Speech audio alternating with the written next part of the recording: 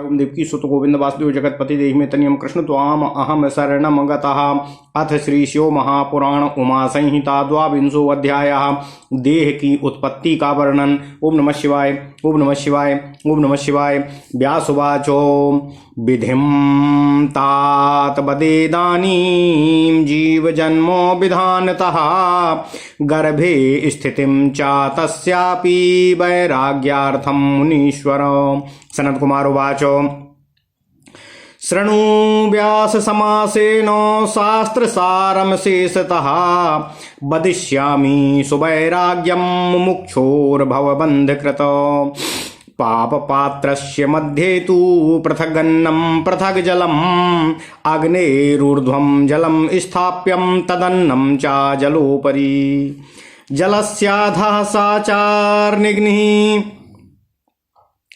स्थितोऽग्नि धमते शनैः वायुना धम्यमानोऽग्निरत्युष्णं कुरुते जलम् तदन्नमुष्णतो येन समन्तात् पच्यते पुनः दुधा भवति तत्पक्वं पृथक् किट्टं पृथग्रसः मलैर्द्वादशभिः किट्टं भिन्नं देहाद्वहिर्भवेत् रमस्तु रसस्तु देहे सरति रसस्तु देहे सरति चापुष्टस्तेन जायते कर्णाक्षिनासिका जिह्वा दन्ताः शिश्नो गुदं नखाः मलाश्रयः कफा स्वेदो विष्णुमूत्रं द्वादश स्मृतः हतपद्मे प्रतिबद्धाश्च सर्वनाड्यः समन्ततः गेयः रसप्रवाहिन्यास्तत्प्रकारं ब्रुवे मुने तासां मुखेषु तं सूक्ष्मं प्राणः स्थापयते रसं रसेन तेन नाडीस्ताः प्राणं पूरयते पुनः पुनः प्रयान्ति सम्पूर्णाः ताश्च देहं समन्ततः ततः सा नाडी मध्यस्थः शरीरेणात्मना रसः पच्यते पच्यमानाच्च भवेत् पाकद्वयं पुनः त्वक्तया वेष्ट्यते पूर्वं रुधिरं च प्रजायते रक्ताल्लोमानि मांसं च केशाः स्नायुश्च मांसतः स्नायुतश्च तथास्तीनि नखा मज्जा स्थितं भवाः मज्जाकारणवैकल्यं शुक्रं हि प्रसवात्मकम् इति द्वादशधान्यस्य परिणामः प्रकीर्तितः। ओम नमः शिवाय, ओम नमः शिवाय, ओम नमः शिवाय। ओम नमो भगवते वासुदेवाय। ओम देवकी सुत गोविंद वासुदेव जगतपति देहि में तनियम कृष्ण त्वाम अहम शरणं गतः। शुक्रो न जायते शुक्रात् दिव्यदेहस्य सम्भवः ऋतुकाले यदा शुक्रं निर्दोषं योनि संस्थितं तदा तद्वायु संस्पृष्टं स्त्रीरक्तैनैकतां व्रजेत् विसर्ग काले शुक्रस्य जीवः कारण संयुतः संव्रतः प्रविशेद्योनिं कर्मभिः स्वैर्नियोजितः तच्छुक्रा रक्तमेकस्थ मेकाहात् कललं भवेत् पंचरात्रेण कललं बुधबुधाकारितां व्रजेत् बुधबुधः सप्तरात्रेण मांसपेशी भवेत् पुनः ग्रीवः शिरश्च स्कन्धो चापृष्ठवंशस्तथोदरं पाणिपादं तथा पार्श्वे कटिर्गात्रं तथैव च द्विमासाभ्यन्तरेणैव क्रमशः सम्भवेदिह त्रिभिर्मासैः प्रजायन्ते सर्वे ह्याडकोरसन्धयः मासैश्चतुर्भिरङ्गुल्यः प्रजायन्ते यथाक्रमं मुखं नासा च कर्णो च मासैः पञ्चभिरेव च दन्तपङ्क्तिस्तथा गुह्यं जायन्ते च नखा पुनः कर्णयोस्तु भवेत् छिद्रं षड्मासाभ्यन्तरेण तु पर्युमे पायुर्मेहमुपस्थं च नाभिश्चाभ्याप्युजायते सन्धयो ये च गात्रेषु मासैर्जायन्ति सप्तभिः अंग प्रत्यंग संपूर्णः परिपक्वः सा तिष्ठति उदरे मातुरच्छन्नो जरायो मुनि सत्तमः मातुराहार चौर्येण षड्विधेन रसेन तु नाभिनाला निबद्धेन वर्धते सा दिने दिने ततः स्मृतिम लभे जीवः संपूर्णोऽस्मिन् शरीर के सुखम दुखम विजानाति निद्रा स्वप्नम पुरा कृतम मृतश्चाहं पुनर्जातो जातस चाहं पुनर्मृतः नाना योनि सहस्राणि मया दृष्टानि जायता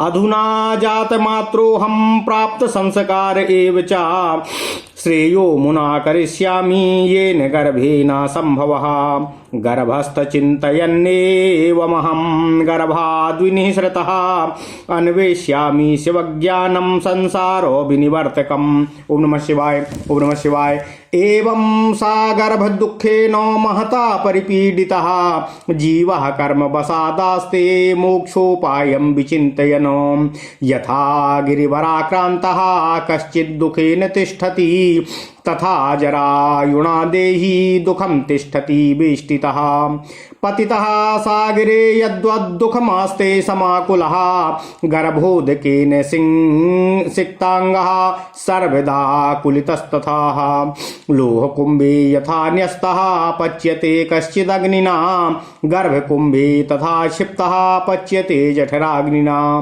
सूचिभिरग्निवर्णाभिर्निर्भिन्नस्य निरन्तरं यद्दुःखं जायते तस्य तत्र संस्थस्य चाधिकम् गर्भावासात् परम दुःखं कष्टं नैवास्ति कुत्रचित् देहिना दुःखबहुलं सुघोरमति संकटम् इत्येतत् सो महदुःखं पापिनां परिकीर्तितं केवलं धर्मबुद्धीनां सप्तमासैर्भवः सदा गर्भस्तु दुर्लभं दुःखं योनियन्त्रनिपीडनात् भवेत् पापात्मनां व्यासो न हि धर्मयुतात्मनामो इच्छुवत् पीड्यमानस्य यन्त्रेणैव समन्ततः शिरसा ताड्यमानस्य पापमुद्गरकेण च यन्त्रेण पीडितः यावद्दिनिसारा यन्त्रेण पीडितः यद्वनिसारः सुस्तिलाक्षणात् तथा शरीरं निःसारं योनि यन्त्रनिपीडनातो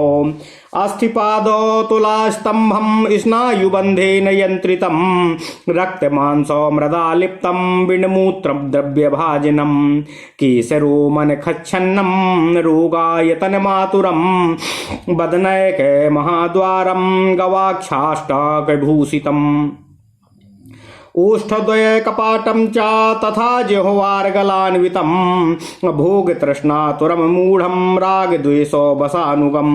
ओम नमः शिवाय। ओम नमः शिवाय। ओम नमः शिवाय। ओम नमः शिवाय। संवर्तितांग प्रत्यंगम जरायु परिवेष्टितं संकटेनाविविक्तेन योनिमार्गेण निर्गतं बिण्डमूत्र रक्तसिंकाक्तं बिण्मूत्र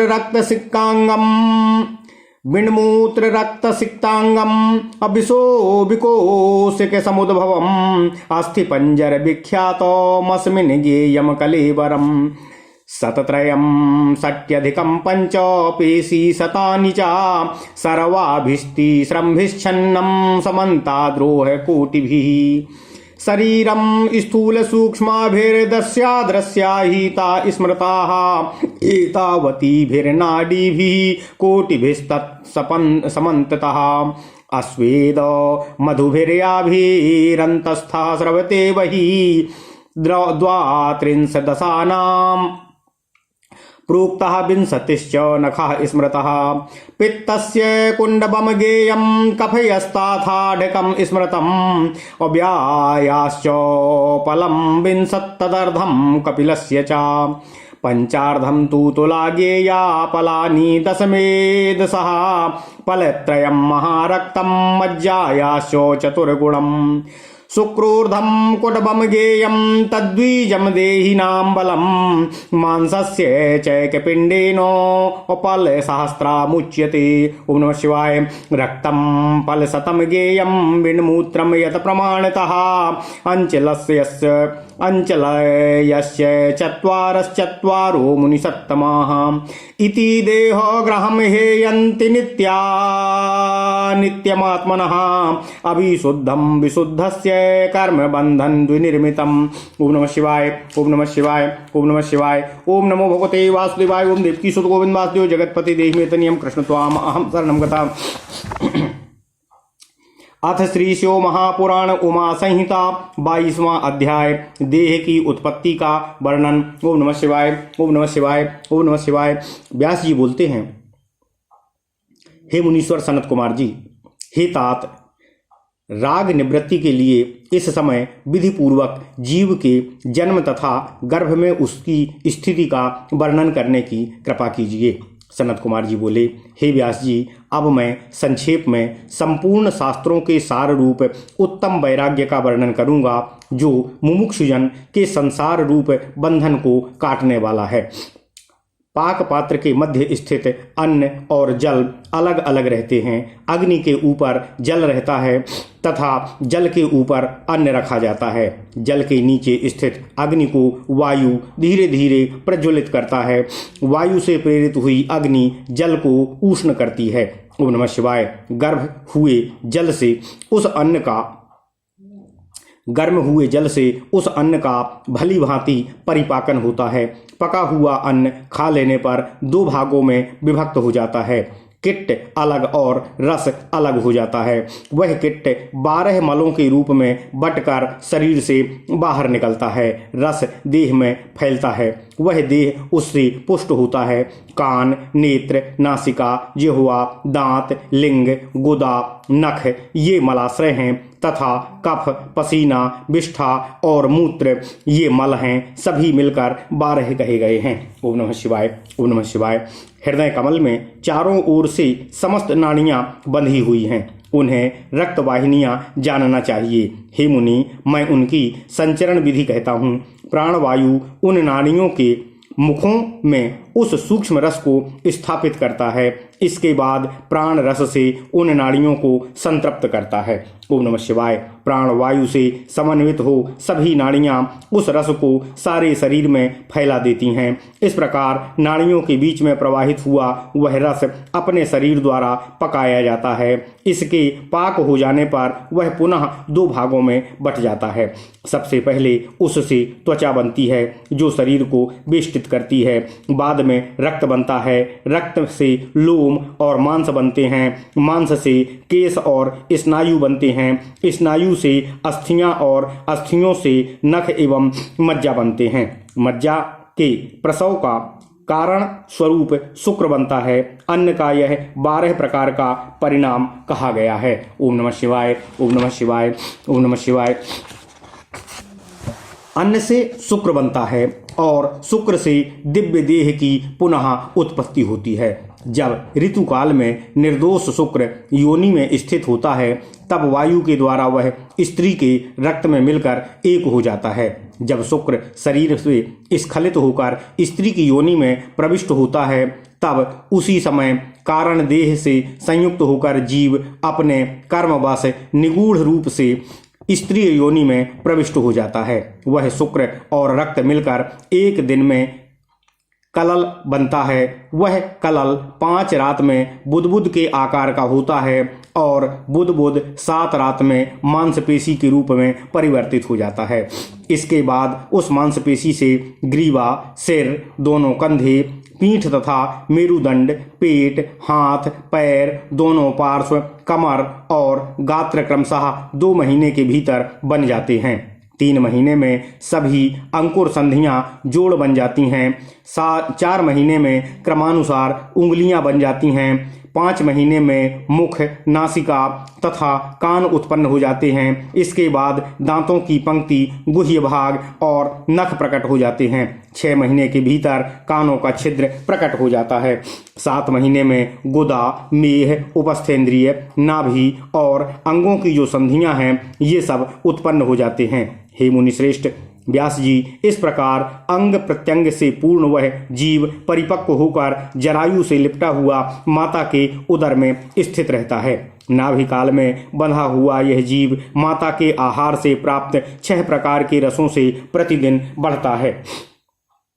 इसके बाद शरीर के पूर्ण हो जाने पर उस जीव को स्मृति प्राप्त होती है। वह अपने पूर्व जन्म में किए गए कर्मों, सुख, दुख, निद्रा एवं स्वप्न को जानने लगता है। मैं मरकर पुनः पैदा हुआ और पैदा होकर पुनः मरा, इस प्रकार से जन्म लेते हुए मैंने हजारों योनियां देखी हैं। अब मैं उत्पन्न हेतु होते ही संस्कार युक्त होकर इस शरीर से उत्तम कर्म करूंगा, जिससे पुनः गर्भ में न आना पड़े।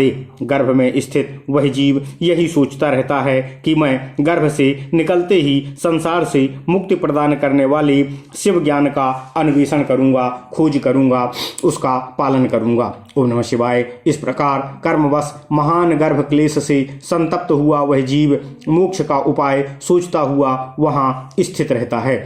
जिस प्रकार बहुत बड़े पहाड़ से दबा हुआ कोई मनुष्य बड़े कष्ट से स्थित रहता है, उसी प्रकार जरायु से लिपटा हुआ जीव भी बड़े दुख में स्थित रहता है। जैसे सागर में गिरा हुआ मनुष्य व्याकुल होता है, उसी प्रकार गर्भ जल में सिक्त अंगों वाला जीव भी सर्वदा व्याकुल रहता है। जिस प्रकार लोहे की बटलोई में रखा गया कोई पदार्थ अग्नि से पकाया जाता है, उसी प्रकार गर्भ कुंभ में स्थित जीव भी जठराग्नि से पकाया जाता है। आग में लाल की गई सुइयों से निरंतर बिंधे हुए प्राणी को जो कष्ट होता है, उससे भी अधिक कष्ट वहां गर्भाशय में स्थित उस जीव को सदा प्राप्त होता रहता है। शरीरधारियों के लिए गर्भवास से बड़ा उद्विग्न करने वाला कष्ट अन्यत्र कहीं नहीं होता है। वह दुख महाघोर तथा बहुत संकट देने वाला होता है। मैंने यहाँ केवल पापियों के अत्यधिक दुख का वर्णन किया है। धर्मात्माओं का जन्म तो 7 ही मास में हो जाता है। ओम नमः शिवाय। हे व्यास, गर्भ से निकलते समय योनि यंत्र से निपीड़न के कारण महान दुख केवल पापियों को होता है, धर्मात्माओं को नहीं होता है। जिस प्रकार ईख को कोल्हू में डालकर उसे चारों ओर से पेरा जाने पर उसका निपीड़न होता है, उसी प्रकार पाप रूपी मुद्गर से सिर पर प्रहार होने से उन पापियों को दुख प्राप्त होता है। जिस प्रकार कोल्हू में पेरे जाने पर तिल क्षण भर में निहसार हो जाता है, उसी प्रकार जन्म काल में योनि यंत्र से निपूडित होने के कारण ही शरीर भी अशक्त हो जाता है। ओम नमः शिवाय। इससे इस शरीर रूपी भवन को स्नायु बंधन से यंत्रित अस्थिपाद रूप तुला स्तंभ के समान रक्त मांस रूपी मिट्टी से लिप्त विष्ठा मूत्र रूपी द्रव्य का पात्र, केस, रोम, नखों से ढका हुआ रोगों का घर, आतुर स्वरूप मुख रूपी महाद्वार वाला 8 छिद्र रूपी गवाक्षों से सुशोभित 2 ओष्ठ रूपी कपाट वाला जीव रूपी अर्गला से युक्त भोग तृष्णा से आतुर अज्ञानमय राग द्वेष के बसीभूत रहने वाला। ओम नमः शिवाय। ओम नमः शिवाय। ओम नमः शिवाय। ओम नमः शिवाय। अंग प्रत्यंगों से करवट लेता हुआ जरायु से परिवेष्टित बड़े संकीर्ण योनि मार्ग से निर्गत विष्ठा मूत्र रक्त से सिक्त अंगों वाला विकोशिका से उत्पन्न तथा अस्थि पंजर से युक्त जानना चाहिए। इसमें 365 पेशियां और यह सभी ओर से 3.5 करोड़ रोमों से ढका हुआ रहता है। वह शरीर इतने ही करोड़ सूक्ष्म तथा स्थूल नाड़ियों से चारों ओर व्याप्त है। ये नाड़ियां दृश्य तथा अदृश्य कही गई हैं। यह शरीर स्वेद एवं मधुविहीन नाड़ियों से रहित होकर भी स्वेद आदि के रूप में बाहर स्रवित होता रहता है। इस शरीर में 32 दांत बताए गए हैं और 20 नख कहे गए हैं। ओम नमः शिवाय। इसमें पित्त का भाग 1 कुडब पाव भर जानना चाहिए। कफ का भाग 1 आढ़क 4 सेर का कहा गया है। चर्बी का भाग 20 पल और कपिल का भाग उसका आधा। 5.5 पल तुला और मेदा का भाग 10 पल जानना चाहिए। इस शरीर में 3 पल महारक्त होता है और मज्जा इसकी चौगुनी होती है। इसमें आधा कुडव वीर्य समझना चाहिए, वही शरीरधारियों की उत्पत्ति का बीज रूप तथा बल होता है। मांस का परिणाम 1000 पल कहा गया है। हे मुनिश्रेष्ठ, रक्त को 100 पल परिणाम का जानना चाहिए और 4-4 अंजलि विष्ठा तथा मूत्र का परिणाम होता है, परिमाण होता है। ओम नमः शिवाय। इस प्रकार विशुद्ध नित्य आत्मा का यह अनित्य एवं अपवित्र शरीर रूपी घर कर्म बंधन से विनिर्मित होता है। ओम नमः शिवाय, ओम नमः शिवाय, ओम नमः शिवाय। ओम नमो भगवते वासुदेवाय। ओम देवकी सुत गोविंद वासुदेव जगतपते देहि तनियम कृष्ण त्वाम अहम सनम गतः। इति श्री शिव महापुराणे पंचम्याम उमा संहितायाम देहोत्पत्ति वर्णनम नाम 22वां अध्याय। इस प्रकार श्री शिव महापुराण के अंतर्गत 5वीं उमा संहिता में देहोत्पत्ति वर्णन नामक 22वां अध्याय पूर्ण हुआ। ओम नमः शिवाय, ओम नमः शिवाय, ओम नमः शिवाय। ओम नमो भगवते वासुदेवाय। ओम देवकी सुत गोविंद वासुदेव जगतपते देहि तनियम कृष्ण त्वाम अहम सनम गतः। अथ श्री शिव महापुराण उमा संहिता 23वां अध्याय। शरीर की अपवित्रता तथा उसके बालादि अवस्थाओं में प्राप्त होने वाले दुखों का वर्णन। ओम नमः शिवाय, ओम नमः शिवाय, ओम नमः शिवाय। ओम नमो भगवते वासुदेवाय। ओम देवकी सुत गोविंद वासुदेव जगतपते देहि तनियम कृष्ण त्वाम अहम शरणं गतः। सनत कुमार उवाच शृणु व्यास महाबुद्धे देहस्यासुचितां मुने महत्त्वं च स्वभावस्य समाकाथ कथयाम्यहं समासात् कथयाम्यहम्। ओम नमः शिवाय। शुक्रश्रोणित संयोगाद् देहः संजायते यतः नित्यं बिन्मूत्र संपूर्णस्तेनायं शुचि स्मृतः। ओम नमः शिवाय। यथान्तर्विष्टया पूर्णः शुचिमानो बहिर्घटः सोद्यमानो हि देहोऽयं तेनायं शुचिस्ततः। संप्राप्यति पवित्राणि पंचगव्यं हवीमि च अशुचित्यं क्षणाद्यान्ति किमन्यादशुचिस्तथा। ह्यद्यान्यप्यन्नपानानि यं प्राप्य सुरभीणि च अशुचित्वं प्रयान्त्यासु किमन्यादशुचिस्ततः। हे जनाः किन्न पश्यन्ति यन्निर्याति दिने दिने स्वदेहात् कस्मलं पूतिस्तदाधारः कथं शुचिः। देहः संशोध्यमानोऽपि पञ्चगव्य कुशाम्बुभिः दृश्यमाना एवाङ्गारो निर्मलत्वं नागच्छति। स्रोतांसि यस्य सततं प्रभवन्ति गिरेरिव कफमूत्र पुरी साध्य सादेह शुध्यते कथं। सर्वा शुचि निधानस्य शरीरस्य न विद्यते शुचिरेका प्रदेशोऽपि विण्मूत्रस्य द्रतेरिव। सृष्ट्वात्मदेहस्त्रोषांसि मृत्यो यः शोध्यते करः तथाप्याशुचि भाण्डस्य न बिभ्रस्यति किङ्करः। कायः सुगन्धधूपाद्यैर्यत्नेनापि सुसंस्कृतः न जहाति स्वभावं सा अस्वापुच्छोमिव नामितम्। यथा जात्यैव कृष्णोऽर्थः शुक्लः स्थानह्युपायतः संशोध्यमानापि तथा भवेन मूर्तिर्न निर्मलाः। जिघ्रन्नपि स्वदुर्गन्धं पश्यन्नपि स्वकम्मलम् और न निरज्वेत लोकोऽयं पीडयन्नपि नासिकामो। अहो मोहस्य माहात्म्यं येनेदं छादितं जगत् शीघ्रं पश्यन् स्वकं दोषं कायस्य नाभिराज्यते। ओम नमः शिवाय। स्वदेहस्य विगन्धेन नाभिरज्येत यो नरः अविराग कारणं तस्य किमेतदुपदिश्यति। ओम नमः शिवाय, ओम नमः शिवाय, ओम नमः शिवाय। ओम नमो भगवते वासुदेवाय। ओम देवकी सुत गोविंद वासुदेव जगतपते देहि तनियं कृष्ण त्वाम अहम शरणं गतः। सर्वस्यैव जगन्मध्ये देह एवा शुचिर्भवेत् और तन्मालावयवयवस्पर्शा छुरिचप्या शुचिर्भवेत्। गन्धलेपापनोदार्थं शौचं देहस्य कीर्तितम् और द्वयास्यापगमाच्छुद्धिः अशुद्ध स्पर्शाद्विशुध्यति। गंगा तो येन सर्वेण मृदभार पर्वतोपमय अमृत्योचो अमृत्योराचरे क्षौभम् अभाव दुष्टो न शुध्यति। तीर्थ स्नानैस्तपोभिर्वा दुष्टात्मा नैव शुध्यति। स्वादृतिः क्षालिता तीर्थे किं शुद्धिमधिगच्छति। ओम नमः शिवाय। अंतर्भाव प्रदुष्टस्य विशतोऽपि हुतासनं न स्वर्गो नापवर्गस्य देहर्निर्दानं परम्। ओम नमः शिवाय। सर्वेण गांगेन जलेन सम्यं अमृतपार्पतेनाप्यथ भावदुष्टः। अजन्मनः स्थान परो मनुष्यो नाशोद्यतीत्येव वयं वदामः। प्रज्वाल्य वह्निं घृततैलसिक्तं प्रदाक्षिणावर्तशिखं महान्तं।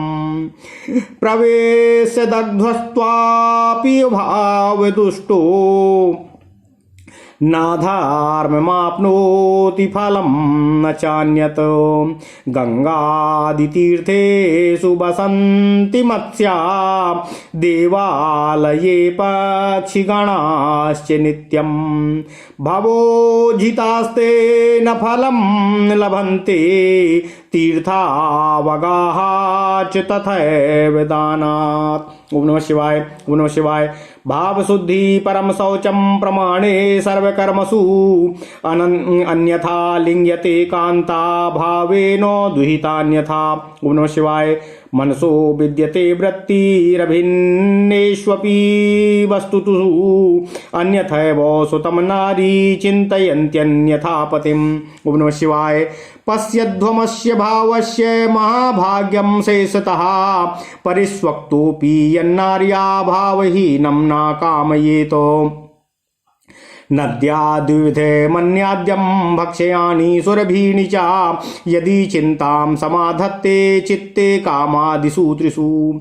गृह्यते तेन भावेन नरो भावादिमुच्यते। भावता शुचि शुद्धात्मा स्वर्गम मोक्षं च विन्दति। भावेनैकात्मशुद्धात्मा दहन जोह्वान स्तुवन मृतः। ज्ञानावाप्तेरवाप्यासु लोकान् सुबहूयाजिनाम। ज्ञानामलाम्भसा पुंसां सद्वैराग्यमृदा पुनः। अविद्यारागविण्मूत्र लेपगन्धा विशोधनम्। एवमेतच्छरीरं हि निसर्गादो शुचिः स्मृतं। त्वङ्मात्रसारं निःसारं कदलीसारसन्निभम्। ज्ञात्वैवं दोषवद्देहं यः प्राज्ञः शिथिलो भवेत्। देहभोगाद् भवाद् वाच्छामचित्तः प्रसन्नधीः। सूतिक्रामति संसारं जीवन मुक्तः प्रजायते। संस्कार कदली सारो दृढ़ ग्रह्यावतिष्ठते। ओम नमः शिवाय। एवमेतन्महाकष्टं जन्म दुःखं प्रकीर्तितं पुंसामज्ञान दोषेण नाना कर्मावशेन च। श्लोकार्धेन तु वक्ष्यामि यदुक्तं ग्रन्थकोटिभिः। ममेति परमं दुःखं न ममेति परमं सुखम्। वहावोऽपि राजानः परमलोकमितो गताः। निर्मत्वा समेतास्तु बद्ध्वा शतसहस्रशः। गर्भस्थस्य स्मृतिर्यासीत् सा च तस्य प्रणश्यति। सम्मूर्छितेन दुःखेन योनि यन्त्रनिपीडनात्। ओम नमः शिवाय। ओम नमः शिवाय। ओम नमः शिवाय। बाह्येन वायुना वास्य मोहसंगेन देहिना स्पष्टमात्रेण घोरेण ज्वरः समुपजायते। तेन ज्वरेण महता सम्मोहस्य प्रजायते। सम्मूढस्य स्मृतिं भ्रांसः शीघ्रं संजायते पुनः। स्मृतिभ्रंशात् तस्तस्य स्मृतिर्नो पूर्वकर्मणः। रतिः संजायते तूर्णम् अजन्तोस्तत्रैव जन्मनि। रक्तो मूढश्च लोकोऽयं न कार्ये संप्रवर्तते। और न चात्मानं विजानाति न परम न चादैवतं। न शृणोति परम श्रेयः सती कर्णोऽपि सन्मुने। न पश्यति परम श्रेयः सती चक्षुषी और तक्षमे। समीपाथी शनैर्गच्छन् स्खलति वो पदे पदे सत्यां बुद्धौ न जानाति बोध्यमानो बुधैरपि संसारे क्लिश्यते तेनो गर्भलोभवशानुगः गर्भस्मृतेन पापेन समुज्झित मतिः पुमानो इत्थं महत् परम दिव्यं शास्त्रमुक्तं शिवेन तु तपसा कथनार्थाय स्वर्गमोक्षो प्रसाधनम् ये सत्यस्मिन् शिवे ज्ञाने सर्वकामार्थ साधने नः कुर्वन्त्यात्मनः श्रेयस्तदेव अमहदद्भुतम् अव्यक्तेन्द्रियवृत्तित्वाद् बाल्ये दुःखं महत् पुनः इच्छन्नपि न शक्नोति वक्तुं कर्तुं प्रतिक्रियामो दन्तोत्थाने महादुःखो मल्पेनो व्याधिना तथा बालरोगैश्च विविधैः पीडा बालग्रहैरपि क्वचित् श्रुत्वपरिताङ्गो क्वचित् तिष्ठति संरटन् विनमूत्रभक्षणाद्यं च मोहाद् बालः समाचरेतो कौमारे कर्मपीडायां माता पितॄश्च साधनैः अक्षराध्ययनाद्यश्च नाना दुःखं प्रवर्तते बाल्ये दुःखमतीत्यैव पश्यन्नपि विमूढधी नः कुर्वीतात्मनः श्रेयस्तदत्र अमहदद्भुतम् प्रवृत्तेन्द्रियवृत्तित्वात् कामारोगप्रपीडनात् तत्प्राप्ते तु सततम् अकुतः सौख्यं तु यौवने ईर्ष्याया च महादुःखं मोहाद्रक्तस्य तस्य च नेत्रस्य कुपितस्यैव त्यागो दुःखाय केवलं नारात्रो विन्दते निद्रां कामाग्निपरिवेदितः दिवापि चाकुता सौख्यमर्थोपार्जनचिन्तया स्त्रीस्वाध्यासितचित्तस्य ये पुंसः शुक्रबिन्दवः ते सुखाय न मन्यन्ते स्वेदजा इव ते तथा क्रमीभिस्तुद्यमानस्य कुष्ठिनो वानरस्य च काण्डूयनाभितापेन यद् भवेत् स्त्रीषु तद्विधः यादृश्यं मन्यते सौख्यं गण्डे पूति विनिर्गमात् तादृशं स्त्रीषु मन्तव्यं नाधिकं तासु विद्यते विन्मूत्रस्य समुत्सर्गात् सुखं भवति यादृशं तादृशं स्त्रीषु विज्ञेयं मूढः कल्पितमन्यता नारीष्वा भूतासु सर्वदोषाश्रयासु च नाणुमात्रं सुखं तासु कथितं पंचमूलया। ओम नमः शिवाय। ओम नमः शिवाय। सम्माननावमानाभ्यां वियोगेनेष्ट संगतां यौवनं जरयाग्रस्तं क्वा सौख्यमनुपद्रवं बलीपलिते खालित्यैः शिथिलीकृत विग्रहं सर्वक्रिया स्वाशक्तिं च जरया जर्जरीकृतम्। ओम नमः शिवाय। ओम नमः शिवाय। ओम नमः शिवाय। स्त्री पुंसोर्यौवनम् अह्यद्यमन्योन्यस्य विप्रियं पुरः तदेव जरयाग्रस्तो मनयोरपि न प्रियम् अपूर्ववत् स्वामात्मानं जरया परिवर्तितं यः पश्यन्यपि रज्येत कोऽन्यस्तस्मादाचेतनः जराभिभूतः पुरुषः पुत्री पुत्रादिबान्धवैः आसक्तद्वादूराधर्षै भृत्यश्च परिभूयते धर्ममर्थं च कामं वा मोक्षं वाति जरातुराः आसक्ता साधितुं तस्माद्युवा धर्मं समाचरेत्। ओम नमः शिवाय। ओम नमः शिवाय। ओम नमः शिवाय। ओम नमो भगवते वासुदेवाय। ओम देवकी सुत गोविंद वासुदेव जगतपते देहि मे तनियं कृष्ण त्वाम अहम शरणं गता। अथ श्री शिव महापुराण उमा संहिता 23वां अध्याय शरीर की अपवित्रता तथा उसके बल आदि अवस्थाओं में प्राप्त होने वाले दुखों का वर्णन। ओम नमः शिवाय। ओम नमः शिवाय। ओम नमः शिवाय। ओम नमो भगवते वासुदेवाय। ओम देवकी सुत गोविंद वासुदेव जगतपते देहि मे तनियं कृष्ण त्वाम अहम शरणं गतः। सनत कुमार जी बोलते हैं, हे मुनि व्यास जी, हे महाबुद्धिमान, हे व्यास जी, सुनिए। अब मैं शरीर की अपवित्रता तथा उसके आत्मभाव के महत्व का संक्षिप्त रूप में वर्णन कर रहा हूँ। चूंकि देह शुक्र और श्रोणित के मेल से बनता है और यह विष्ठा तथा मूत्र से सदा भरा रहता है, इसलिए इसे अपवित्र कहा गया है। ओम नमः शिवाय। जिस प्रकार भीतर विष्ठा से परिपूर्ण घट बाहर से शुद्ध होता हुआ भी अपवित्र ही होता है, उसी प्रकार शुद्ध किया हुआ यह शरीर भी अपवित्र ही कहा गया है। अत्यंत पवित्र पंचगव्य एवं हव्य आदि भी जिस शरीर में जाने पर क्षण भर में अपवित्र हो जाते हैं, उस शरीर से अधिक अपवित्र और क्या हो सकता है। अत्यंत सुगंधित एवं मनोहर अन्नपान भी जिसे प्राप्त कर शीघ्र ही अपवित्र हो जाते हैं, उससे अपवित्र और क्या हो सकता है।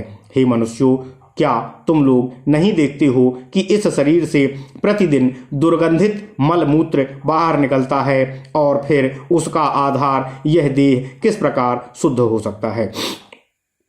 पंचगव्य एवं कुशोदक से भली भांति शुद्ध किया जाता है हुआ देह भी मांजे जाते हुए कोयले के समान निर्मल नहीं हो सकता है। बर्तन से पर्वत से निकले हुए झरने के समान जिससे कफ मूत्र विष्ठा आदि निरंतर निकलते रहते हैं, वह शरीर भला शुद्ध किस प्रकार से हो सकता है। विष्ठा मूत्र की थैली की भांति सब प्रकार की अपवित्रता के निधान रूप इस शरीर का कोई भी एक भी स्थान पवित्र नहीं है। अपने देह के स्रोतों से मल निकालकर जल और मिट्टी के द्वारा हाथ शुद्ध किया जाता है, किंतु सर्वथा अशुद्धिपूर्ण इस शरीर रूपी पात्र का अवयव होने से हाथ किस प्रकार पवित्र रह सकता है। ओम नमः शिवाय। यत्न पूर्वक उत्तम गंध धूप आदि से भली भांति सुसंस्कृत भी यह शरीर कुत्ते की पूंछ की तरह अपना स्वभाव नहीं छोड़ता है। जिस प्रकार स्वभाव से काली वस्तु अनेक उपाय करने पर भी उज्ज्वल नहीं हो सकती, उसी प्रकार यह काया भी भली भांति शुद्ध करने पर भी कभी भी निर्मल नहीं हो सकती है।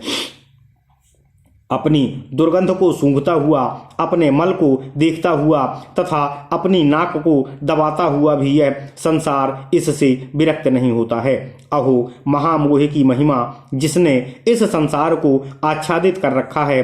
शरीर के अपने दोष को देखते हुए भी मनुष्य शीघ्र विरक्त नहीं होता है। जो मनुष्य अपने शरीर की दुर्गंध से विरक्त नहीं होता, उसे वैराग्य का कौन सा कारण बताया जा सकता है। ओम नमः शिवाय, ओम नमः शिवाय, ओम नमः शिवाय।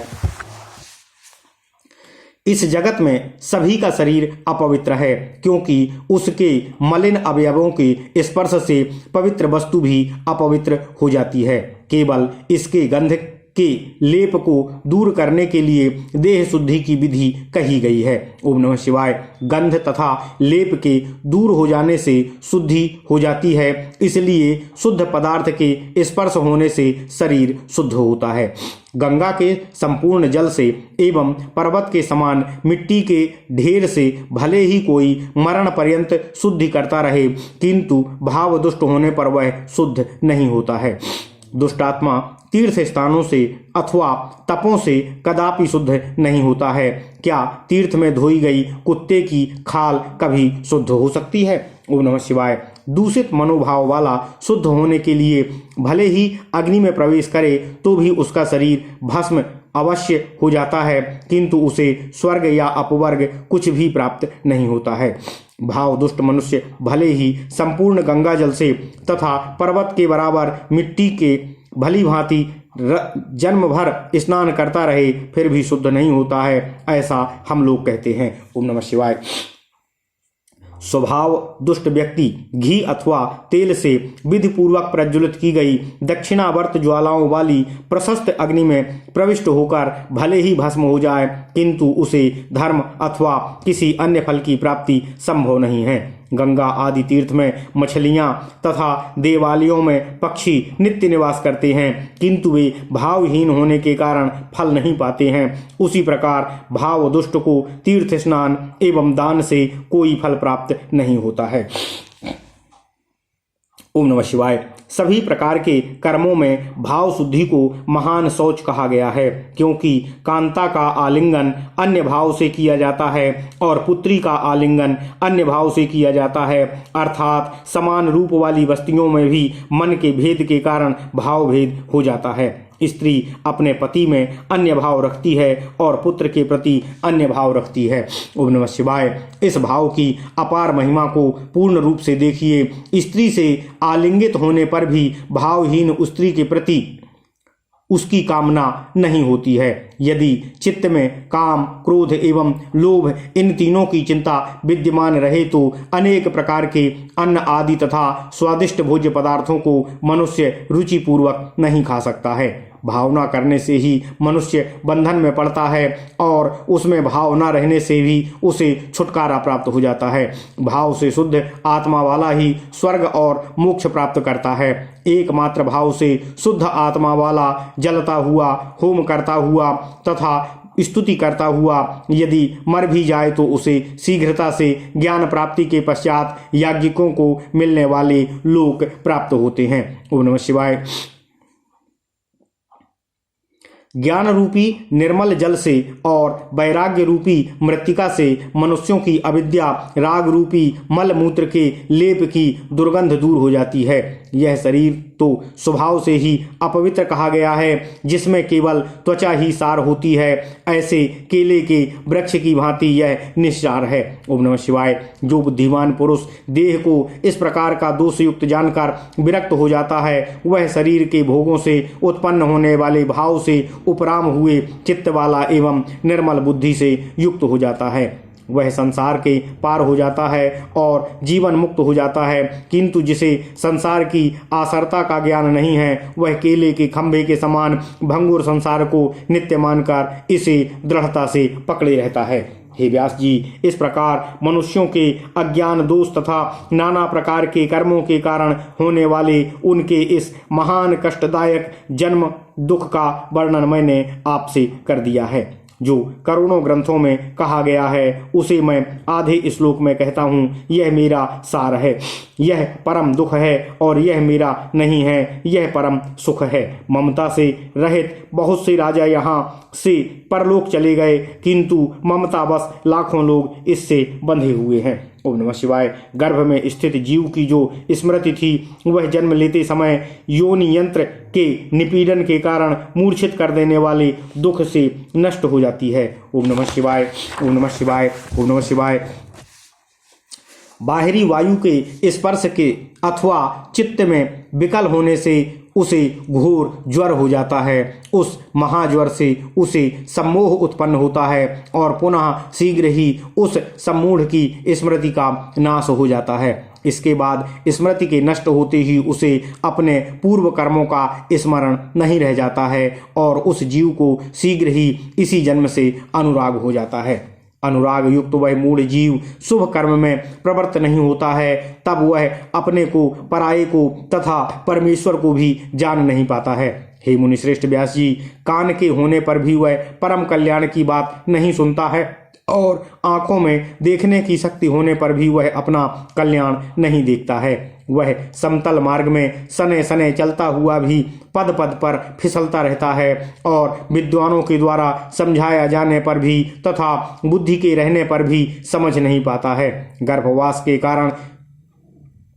गर्भवास के समय स्मरण किए गए पापों से बुद्धि को हटाकर अर्थात जन्म मरणादि के कारणभूत असत कर्मों को भूलकर सांसारिक सुखों के लोभवश विषयों में आबद्ध हुआ मनुष्य संसार में आकर पुनः गर्भ क्लेश को प्राप्त करता है। इस प्रकार शिवजी ने तपस्या का निरूपण करने के लिए स्वर्ग एवं मोक्ष के साधनभूत इस महान तथा परम दिव्य शास्त्र को कहा है। ओम नमः शिवाय। ये संसारी लोग सभी प्रकार के मनोरथों को सिद्ध करने वाले इस शिव ज्ञान को कहते हुए भी शिव ज्ञान के रहते हुए भी अपना कल्याण नहीं कर पाते हैं। यही एक महान आश्चर्य है। बाल्यावस्था में इंद्रियों की शक्ति प्रकट न होने से बहुत कष्ट उठाना पड़ता है, क्योंकि चाहते हुए भी वह कुछ कहने में तथा प्रतिक्रिया करने में समर्थ नहीं होता है। उस समय दांतों से निकलते समय दांतों के निकलते समय उसे बहुत सा कष्ट होता है और थोड़ी बहुत व्याधि से अनेक प्रकार के बाल रोगों से तथा बाल ग्रहों से भी पीड़ा होती है। बालक कभी भूख प्यास से व्याकुल रहता है, कभी रोता रहता है और अज्ञानवश मलमूत्र आदि का भक्षण भी करता रहता है। कुमारावस्था में कानों की पीड़ा एवं माता पिता द्वारा अक्षराभ्यास अध्ययन आदि साधनों में लगाए जाने के कारण उसे अनेक प्रकार का कष्ट होता है। बाल्यकाल के दुख को जानकर एवं उसे देखकर भी वह मूढ़ बुद्धि अपना कल्याण नहीं करता है, यह भी एक महान आश्चर्य है। यौवन अवस्था में इंद्रिय के सुखों को भोगने की इच्छा के कारण तथा काम रोग से पीड़ित होने के कारण और बाद में उसके निरंतर प्राप्त न होने पर सुख कहाँ है। ईर्ष्या मोह आदि रोगों से रंगे हुए चित्त को तो क्लेश होता ही है, पर इन दोषों का समन भी बिना कष्ट के नहीं हो सकता है। इस प्रकार नेत्र व्याधि के कारण लाल हुए नेत्र की अपेक्षा तो यावत जीवन नष्ट कर देती है, उसी प्रकार उस उपचार पर भी बिना कष्ट सहे तो नहीं हो सकता है। अतः उचित तो यही है कि इन मनोविकारों को मन में आने ही न दिया जाए। कामाग्नि से संतप्त रहने के कारण उस कामी पुरुष की रात में निद्रा नहीं आती है और दिन में अर्थोपार्जन की चिंता के कारण उसे सुख नहीं मिलता है। स्त्री में आसक्त चित्त वाले पुरुष के ये जो वीर्य बिंदु हैं वे सुख के हेतु नहीं माने जा सकते, वे तो पसीने की बूंदों के समान हैं। कीड़ों के काटे जाते हुए कुष्ठी बानर को खुजली के संताप जलन से तो जो सुख होता है वही स्त्रियों में व्यक्ति को भी होता है, ऐसा विद्वजन कहते हैं। पके हुए फोड़े से मवाद के निकल जाने पर जैसा सुख माना जाता है उसी प्रकार का सुख विषय भोगोप में मानना चाहिए, उनमें से अधिक सुख नहीं है। विष्ठा और मूत्र के त्याग से जैसा सुख होता है वैसा ही सुख स्त्री प्रसंग में जानना चाहिए, किंतु मूर्खों ने उसकी दूसरी ही कल्पना की है। अवस्तु स्वरूप तथा समस्त दोषों की आश्रयभूता उन नारियों में अणु मात्र भी सुख नहीं है, ऐसा पंचचूकड़ा ने कहा है। ओम नमः शिवाय। सम्मान, तिरस्कार, वियोग, अपने प्रिय के संयोग तथा बुढ़ापे से यौवन ग्रस्त है, अतः बाधा रहित सुख कहाँ है। झुर्रियों, श्वेत केशों तथा गंजापन से युक्त शिथिल और बुढ़ापे से शरीर जर्जर हो जाने पर भी कार्यों में अक्षम हो जाता है, अतः सुख कहाँ है। स्त्री पुरुष का मनोहर यौवन जो पहले एक दूसरे को प्रिय था, वही बुढ़ापे से ग्रस्त होने पर इन दोनों को आपस में भी प्रिय नहीं रह जाता है। बुढ़ापे के कारण परिवर्तित अपने शरीर को देखता हुआ जो नूतन के समान अपने अनुराग रखता है, उससे अधिक अज्ञानी और कौन हो सकता है। बुढ़ापे से ग्रस्त हुआ मनुष्य असमर्थता के कारण पुत्री, पुत्र, भाई, बंधु तथा कठोर स्वभाव वाले भृत्यों से तिरस्कृत किया जाता है। बुढ़ापे से ग्रस्त हुआ मनुष्य धर्म, अर्थ, काम तथा मोक्ष को सिद्ध करने में असमर्थ रहता है, अतः यौवनावस्था में भी धर्माचरण कर लेना चाहिए। ओम नमः शिवाय, ओम नमः शिवाय, ओम नमः शिवाय। इति श्री शिव महापुराणे पंचम्याम उमा संहितायाम संसार चिकित्सायाम देहात शुद्धि बाल्यावाद्यवस्था दुख वर्णन नाम त्रयोविंशो अध्याय। इस प्रकार श्री शिव महापुराण के अंतर्गत 5वीं उमा संहिता में संसार चिकित्सा में देह शुद्धि चित्तो बाल्याद्य स्व दुख वर्णन नामक 23वां अध्याय पूर्ण हुआ। ओम नमः शिवाय, ओम नमः शिवाय, ओम नमः शिवाय। ओम नमो भगवते वासुदेवाय। ओम देवकी सुत गोविंद वासुदेव जगतपते देहि में तनियम कृष्ण त्वाम अहम शरणम गतः। ओम नमः शिवाय।